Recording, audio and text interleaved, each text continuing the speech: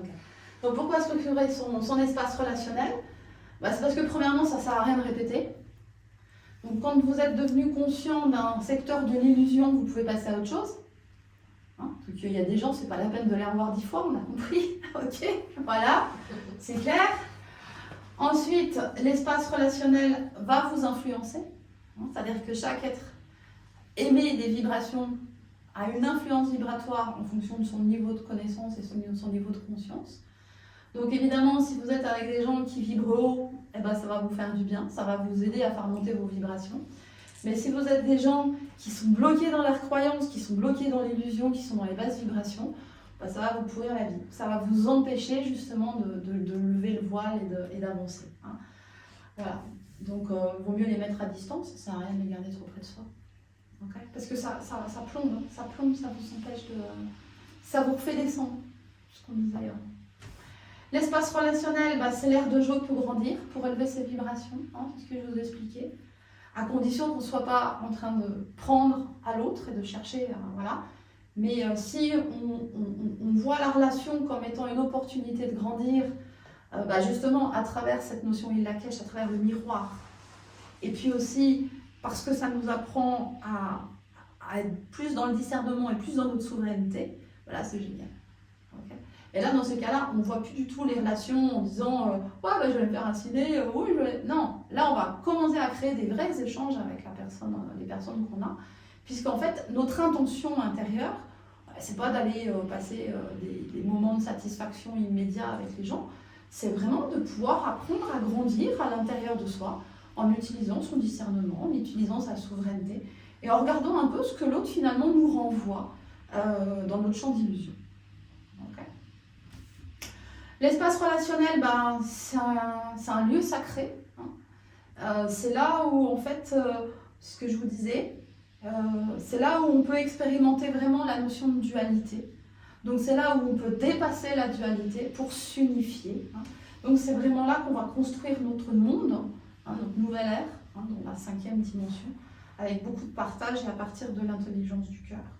Et c'est dans cet espace relationnel aussi qu'on peut se construire ou se détruire, puisque les basses vibrations vous emmènent la maladie, la notion de manque, hein, et que les hautes vibrations vous apportent l'abondance. Un projet abondance, c'est de joie, c'est de santé, d'argent aussi, de richesse, de découverte, voilà, c'est de la vie, quoi. Hein, voilà. Okay. Donc plus vous allez aller en haute vibration, mieux ce sera. Donc faites bien attention de ne pas maintenir dans votre champ proche, c'est-à-dire des gens que vous allez fréquenter très très très régulièrement dans votre journée, des personnes qui sont en basse vibration, qui sont en permanence en train de faire du yo-yo, parce que vous allez faire aussi du yo-yo, il va falloir s'adapter. Hein. Okay. Voilà. Alors, comment structurer son espace relationnel? Les enjeux. Tu remets la vidéo? Non,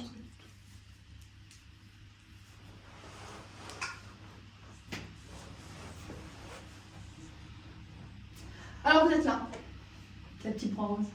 Ok. Donc en fait, tout au bout. Ah, j'ai pas fait des cercles, mais vous voyez bien que c'est des cercles. Okay. Tout au bout, il y a les inconnus. Alors ça, il y en a plein. Oh, il y en a vraiment plein, des inconnus. Okay. Après, ça se rapproche un peu. Il y en a un peu moins, c'est vos connaissances. Alors c'est quoi des connaissances? Des personnes qu'on a rencontrées rarement, qu'on connaît à travers quelqu'un d'autre, je sais pas, au travail peut-être.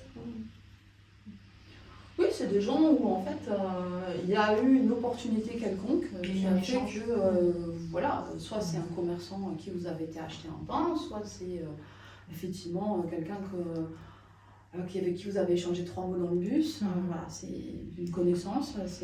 Ça peut être aussi le voisin que vous voyez avec qui vous échangez 3 mots. Sans plus. Hein, voilà. Okay. Après, il y en a encore un peu moins, c'est les copains. C'est quoi un copain? Ou une copine? C'est pareil.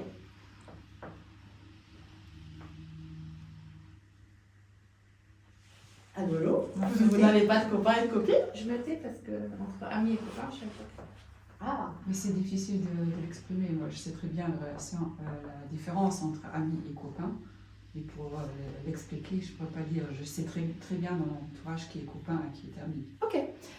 Alors en fait, les copains, c'est les personnes en fait où vous vous rencontrez par opportunité, par hasard. Vous vous connaissez, vous pouvez, vous vous croisez dans la rue. Ah salut, qu'est-ce que tu deviens et tout ça. Ça te dit, on va aller boire un café, on va discuter un peu. Ça, c'est un copain. Un copain, on ne va pas se donner un rendez-vous pour aller manger.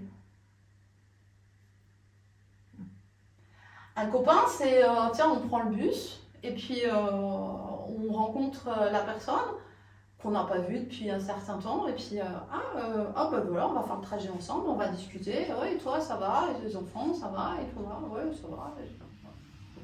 Ça, c'est un copain. Ou une copine. Ah ouais. Ok. Ce qui veut dire qu'il n'y a pas d'activité en commun, vraiment, récurrente. Il n'y a pas de rendez-vous. Ou alors peut y avoir un rendez-vous spécifique parce qu'on pressent qu'avec cette personne, on pourrait devenir amis. Ça, c'est dans le cadre des relations amoureuses. C'est-à-dire que dans la relation amoureuse, bien souvent les gens essayent de faire passer l'inconnu au super proche le plus vite possible. Pourquoi? Parce que là, il y a plein d'avantages à aller récupérer. Il y a plein de besoins, là. La relation amoureuse, là, tous les besoins pourris là, de la première page, là, on peut tous les récupérer. Donc on a intérêt à ça aille vite. Hein. Ok. Voilà. Donc si on sent que la personne qu'on a vue là nous plaît bien, machin, puis qu'on aimerait bien aller un peu plus loin, bon évidemment on va lui fixer un rencard. Puis on va essayer de la faire passer en amont. Après ça dépend de ce qu'on veut. Hein. Si on reprend l'histoire de la relation amoureuse entre guillemets, je vous rappelle qu'à tous les stades ici, que ce soit l'inconnu, la connaissance, le copain, l'ami avec un petit A, l'ami avec un grand A ou le super proche, partout on peut avoir des relations sexuelles. C'est pas pour autant qu'on est en intimité avec l'autre. Mais il y a quand même un minimum, c'est-à-dire que c'est rare qu'on ait une relation sexuelle comme ça avec un inconnu, paf, au milieu de la rue. D'accord? Donc il y a quand même la bienséance qui dit qu'on va faire un peu connaissance, on va changer 3 mots, voilà, puis on va s'arranger pour la croiser, puis après on va lui filer un rencard, et puis on essaye de rester doucement. Ok? Ça c'est là. Ok? Voilà. Ça c'est quand on veut prendre chez l'autre, c'est comme ça qu'on fait. Voilà, c'est très fréquent. Donc, le copain, vous avez compris? L'ami avec un petit A, c'est quoi? Avec lequel on fait des rendez-vous quand même, réguliers. Ouais. C'est-à-dire qu'en fait, on va partager certaines activités avec ces personnes-là. C'est-à-dire que par exemple, il y a des gens, on a plaisir à aller jouer au tennis avec eux tous les dimanches. Par contre, on n'ira pas au restaurant.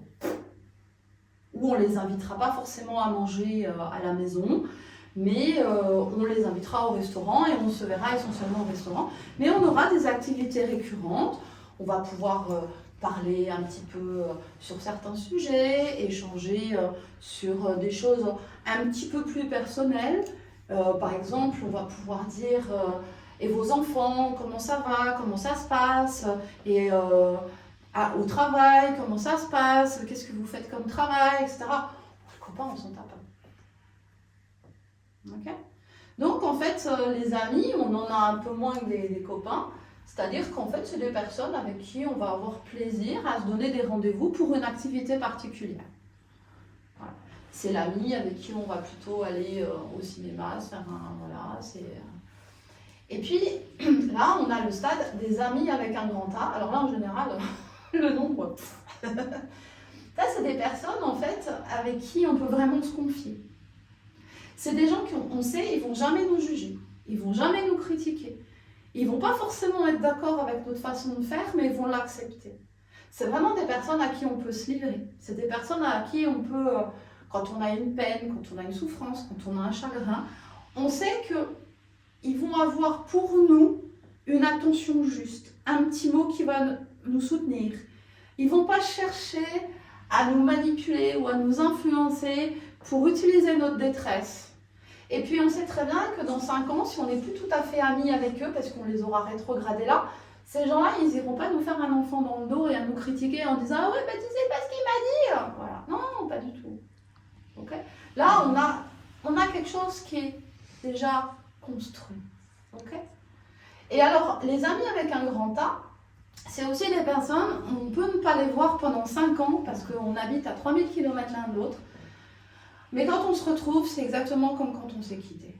Il n'y a pas de différence. C'est vraiment des personnes qui sont des piliers dans notre vie relationnelle. Ok ? Puis après, il y a le super proche. Alors, je vais peut-être vous décevoir, mais des super proches, on n'en a qu'un. On n'en a pas 2, on n'en a pas 3. Il n'y a qu'une seule place à nos côtés pour un super proche. Eh ouais! Le super proche, c'est la personne avec qui on peut être à 100% nous-mêmes, à 100% du temps, qui va jamais nous faire baisser notre taux vibratoire. Au contraire, c'est quelqu'un avec qui on va vraiment pouvoir nous épanouir. On va pouvoir vraiment augmenter notre champ de conscience. On va pouvoir grandir avec cette personne. On va pouvoir partager. Ça vous rappelle rien? C'est le monde de la 5D. 2 personnes qui sont connectées à leur soi peuvent être super proches. Sinon, au pire, c'est des amis avec un grand A, avec relations sexuelles régulières. Il y a beaucoup de couples qui fonctionnent à ça. Hein. Ils sont très très amis, avec une amitié très profonde et très sincère. Ils ont ou pas des relations sexuelles entre eux.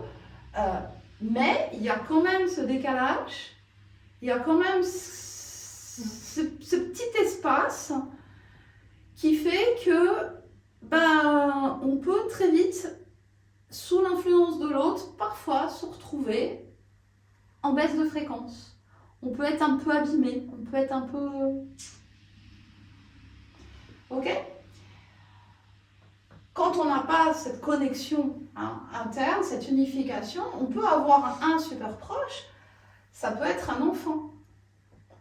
Et là, dans ces cas-là, beaucoup de couples, ça pose problème, parce qu'il y a un des parents, souvent c'est la maman, elle est ultra super proche de son enfant, il n'y a plus de place pour le mari. Hein. Il n'y a pas 2 places de super proches, il n'y en a qu'une. Ça existe aussi qu'on n'a pas de super proches, mais juste donc des amis. Ça Oui. existe aussi. Ouais. Ouais. Bien sûr. Bien sûr. Après, vous donnez la place de super proche à qui vous voulez. C'est celui à qui vous vous confiez, c'est celui avec qui vous passez le plus de temps, c'est celui qui est vraiment en lien avec votre intimité. Mais si vous n'êtes pas dans le discernement et que vous placez comme un super proche quelqu'un qui peut, à un moment donné, vous faire baisser en vibration, vous vous mettez, entre guillemets, en danger. Mais ça va, c'est pas grave. On reprend un peu de distance, ça se règle. Hein. Tout ça, ça bouge. Hein. Ça bouge tout le temps.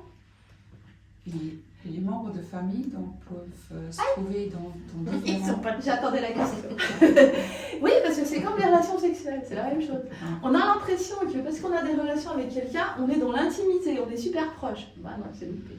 Et c'est pareil avec la famille. C'est pas parce qu'on a la même famille, c'est pas parce qu'on est issu de la même lignée qu'on est soit super proche, soit amis, soit amis. Non, on peut être de vrais inconnus à l'intérieur d'une même famille. Et ça soulève en fait les clés d'évaluation. C'est pourquoi on est casé là ou là. Okay, comment on fait avec ce truc-là? Okay. Moi, ce que je veux que vous compreniez, c'est que tout ça là, c'est des relations superficielles qui vous vidangent votre énergie. Il n'y a rien de nourrissant là.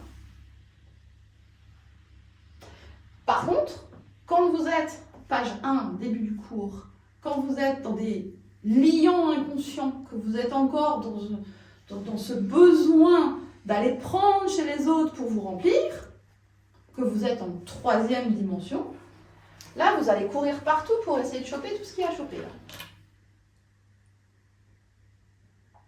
Donc vos connaissances, même si vous les connaissez très peu, bah, vous allez vous raconter votre vie. Les copains, même si vous les connaissez très peu, vous allez vous filer rendez-vous pour aller au cinéma, faire une bonne bouffe ou partir en vacances. En fait, vous allez faire un espèce de gros bordel là, avec tout ça. Parce qu'il faut à tout prix remplir les besoins. Ah, j'ai besoin de mon sentiment d'appartenance, j'ai besoin d'être valorisé, j'ai besoin de me sentir aimé, j'ai besoin de me sentir accepté, j'ai besoin qu'on me donne de l'attention. Alors, un inconnu qui vous parle 2 heures et qui vous pique tout votre temps pendant 2 heures pour vous raconter des conneries, il est dans la rue et machin, vous passez 2 heures, machin, et là, vous êtes content parce que vous avez eu de l'attention. Ah, mais ça vous a vidangé votre énergie, ça vous a pris du temps, ça vous a empêché de vous construire, enfin c'est mort quoi. Mais vous vous sentez génial. Ben oui, vous vous sentez génial puisque vous avez plein de monde autour de vous. Donc, ceux qui ont du succès, c'est ça, hein, ils veulent se sentir géniaux. Donc ils vont aller faire la pute auprès de tous les petits points qui sont là pour que ça vienne, faut que ça vienne, faut que ça vienne, faut que ça nourrisse. Moi, j'ai un tout petit exemple qui m'a mis tout de suite avec un inconnu. C'était après une journée de travail où j'étais vraiment pas dans la meilleure des humeurs. Et j'ai une interaction juste le soir, on a faire des courses, quelques secondes avec une dame dans le magasin. Et on a rigolé comme des folles parce qu'il était arrivé quelque chose. Et en fait, je suis sortie là, je me dis, elle a réussi à changer complètement mon humeur. C'était pas quelque chose de... Non, mais vous n'avez pas été le chercher. Non, d'accord. Vous voyez la différence? Oui, okay. Hein, c'est ce que je vais vous expliquer à la fin, quelque part. C'est que plus vous allez laisser venir, plus vous allez avoir finalement des rencontres avec des gens qui vont vous nourrir parce que vous êtes sur des niveaux vibratoires qui vous parlent en fait. D'accord? Mais si vous avez besoin de quitter votre intériorité pour aller vers l'extérieur, pour aller chercher qui va pouvoir vous donner à manger, là vous vous vidangez complètement. Et là, ça veut dire que n'importe quel petit point, vous allez le suivre et vous allez construire une ligne de vie avec en vous plantant, mais radicalement. Parce que vous ne savez pas sur quoi vous partez. La seule chose que vous savez, c'est que vos besoins pourris à l'intérieur, là, ils sont nourris. Donc vous voyez sur quoi vous construisez votre truc, là? Hein, et donc à partir de là, en fait, on est sur des relations qui sont profondes et qui sont nourrissantes, normalement. Sauf si on a fait n'importe quoi ici et qu'on a fait rentrer dans ces cases-là des gens qui n'auraient pas dû y être. Ou là, dans ces cas-là, c'est tout ça qui vous vidange en énergie. C'est-à-dire que la personne qui est la plus proche de vous, que ce soit un enfant ou un conjoint, fait partie de ceux qui vous vidangent complètement. Waouh! Ok? Donc en fait, comment on place les petits points sur l'échiquier? Donc déjà, la première clé d'évaluation, c'est que plus la personne va être proche de vous, plus c'est quelqu'un qui vous permet d'être totalement vous-même dans tous vos aspects. Qui ne va pas critiquer parce qu'il y a un jour où au lieu de vous lever à 6h du mat, vous vous levez à 11h, et puis qu'il attend comme ça parce qu'il ne sait pas quoi faire sans vous. Voilà. Hein. Ça peut être de tout un tas de choses parce que vous avez décidé de ne plus manger de gluten ou de ne plus manger de lactose, et puis lui il trouve ça complètement con. Là ça va être compliqué hein, s'il est super proche. Ça veut dire que cette personne ne vous laisse pas la liberté d'être totalement vous. On ne peut pas garder ça comme super proche, c'est pas possible. Pouvoir être en confiance, ça veut dire que savoir qu'aucune de vos valeurs essentielles ne sera bafouée. Ce qui compte réellement pour vous, c'est votre super proche. Vous le pourrit, vous perdez confiance, vous ne pouvez plus avancer en toute sérénité dans vos journées. Donc cette personne ne peut pas être un super proche.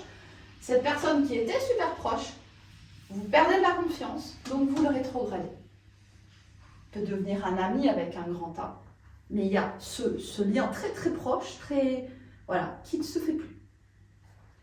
Est-ce qu'il y a encore beaucoup de super proches de nos jours? Oui. Plus vous allez élever vos vibrations et plus vous allez vous connecter vraiment, plus vous allez effectivement pouvoir échanger dans l'intimité de l'être. Après, attention, hein, quand je dis ici savoir qu'aucune de nos valeurs est essentielle, c'est pas toutes les valeurs du monde. D'accord? Vous devez savoir définir qu'est-ce qui compte pour vous.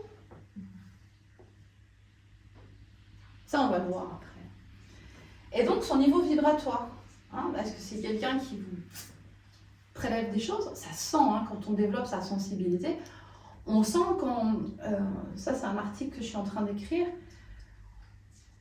on va sentir quand une phrase est dite dans la générosité du cœur, ou si elle est dite soit par convenance, soit pour vous piquer un truc. Quand je dis piquer un truc, c'est au niveau de l'énergie.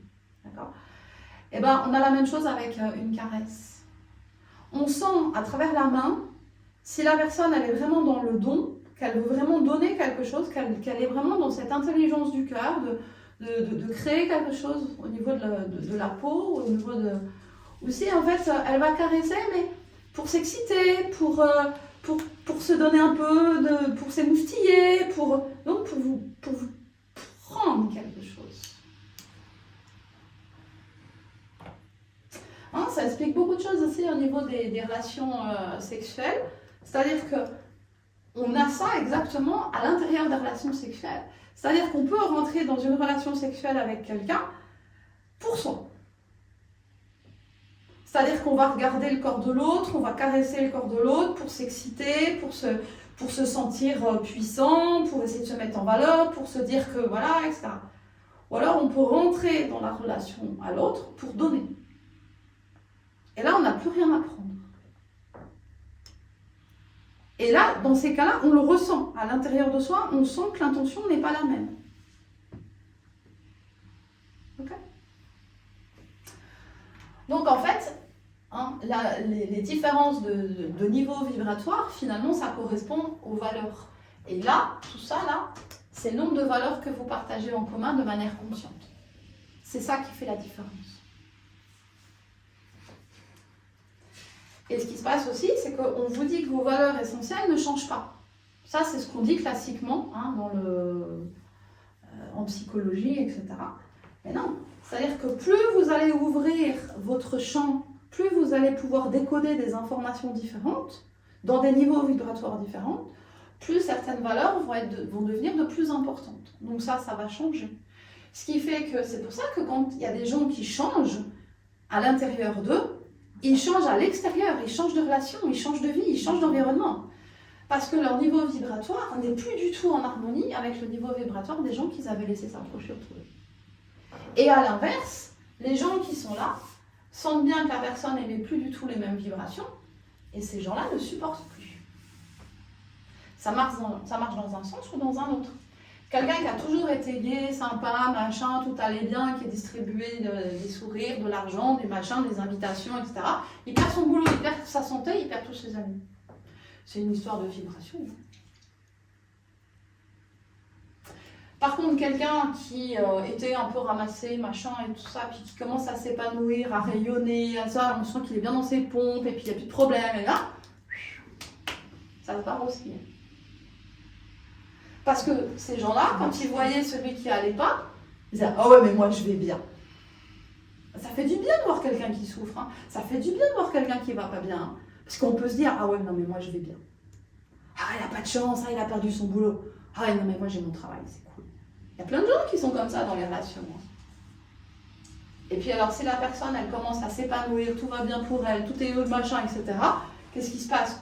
Oh là là là là! Il commence à découvrir la discipline. Moi, ça me renvoie que je n'ai pas de discipline. Moi, ça me renvoie que je n'ai pas de courage. Moi, ça me renvoie que les gens n'ont pas envie de faire. Courage fouillon. Ok? Vous voyez les enjeux relationnels? C'est dans tous les sens. Hein.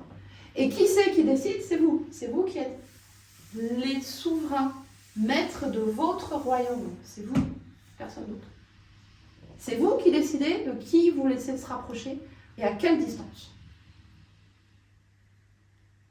Mais ça veut dire que vous devez aussi accepter que l'autre en face de vous, c'est lui qui va décider où il vous met dans sa ligne. Donc ça ne sert à rien de quémander, acceptez, respectez. S'il se met en première ligne, non, super proche, et... Le pouvoir du non. Vous pouvez dire non? Oui. Si vous avez été déçu pour X ou Y raison, Maintenant, oui. Oui, maintenant, je pourrais dire non, mais avant 40 ans, je n'aurais pas pu dire non. Ouais, mais c'est... Si on a été manipulé, influencé depuis la toute petite enfance, 45 ans, et qu'on se rend compte seulement avant quelques années, ça c'est dur. C'est dur, hein. Dites-vous une chose, c'est que on est tous manipulés à un niveau ou à un autre. Parce qu'on a tous ce chemin-là à faire, à un niveau ou à un autre. Et en fait, ouais, c'est dur, mais d'un autre côté, c'est tellement gai de pouvoir reprendre sa vie en main, de reprendre les choses en main. C'est gai. Oui, Et ça, c'est positif. Et c'est vers ça qu'il faut aller. Ok? il faut ne plus penser ce qui était. Ok? Mais ça vous permet aussi de mesurer le chemin que vous avez parcouru et de vous féliciter. Et ça, c'est important. Ok, pigé? Je pense aussi que pour moi, ce qui était important, c'était parce que je voyais amis proches et puis je voyais tout le reste. Je faisais pas autant de catégories.